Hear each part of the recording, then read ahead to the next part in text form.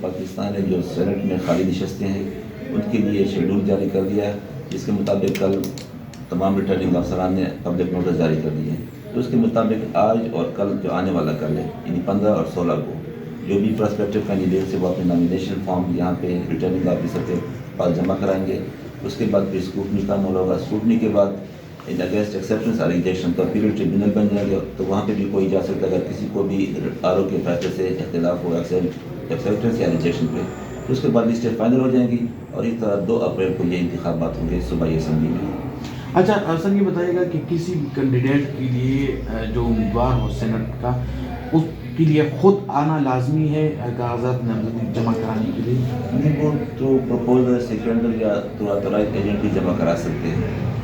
اچھا، پروپوزر سیکنڈر کون ہو سکتا ہے اور اس کا طریقہ کار کیا ہے؟ پروپوزر سیکنڈر سینٹ انتخابات کے لیے صوبائی اسمبلی کا ممبر ہونا ضروری ہے۔ جو صوبائی اسمبلی کے ممبر ہیں ان میں سے ہی کوئی پروپوزر یا سیکنڈر بن سکتا ہے۔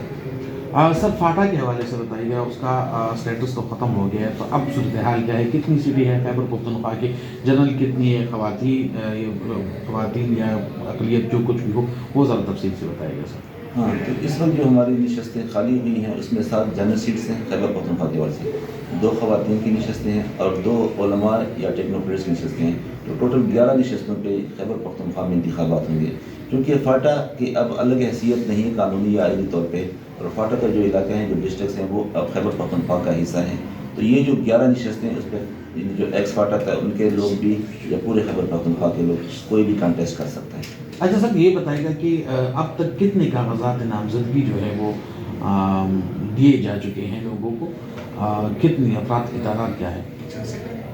وہ 50 سے اوپر لوگ لے چکے ہیں، تو وہ آج بھی لے جا سکتے ہیں، کل بھی لے جا سکتے ہیں۔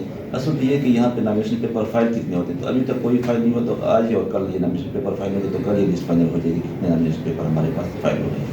سینٹ انتخاب کے لیے خیبر پختونخوا کا ہونا لازمی ہے، اور اس کے پروپوزر اور سیکنڈر کے حوالے سے بتائیے گا کہ یہ کیا طریقہ کار ہوتا ہے؟ پروپوزر اور سیکنڈر تو خیبر پختونخوا اسمبلی کا ممبر ہونا ضروری ہے، اور جو کینڈیڈیٹ ہے اس کا یہاں پہ خیبر پختونخوا کا ووٹر ہونا ضروری ہے۔ بہت شکریہ۔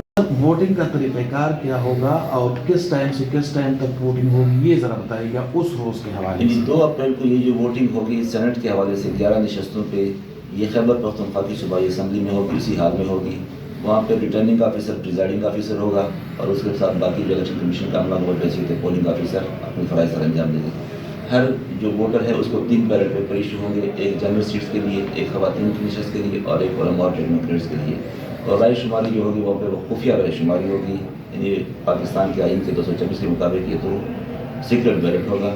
تو وہیں پہ پھر ووٹنگ مکمل ہونے کے بعد ان کے جو کینڈیڈیٹس کے پولنگ ایجنٹس ہیں اس کے سامنے وہ گنتی ہو جائے گی اور نتائج کا اعلان کر دیا جائے گا۔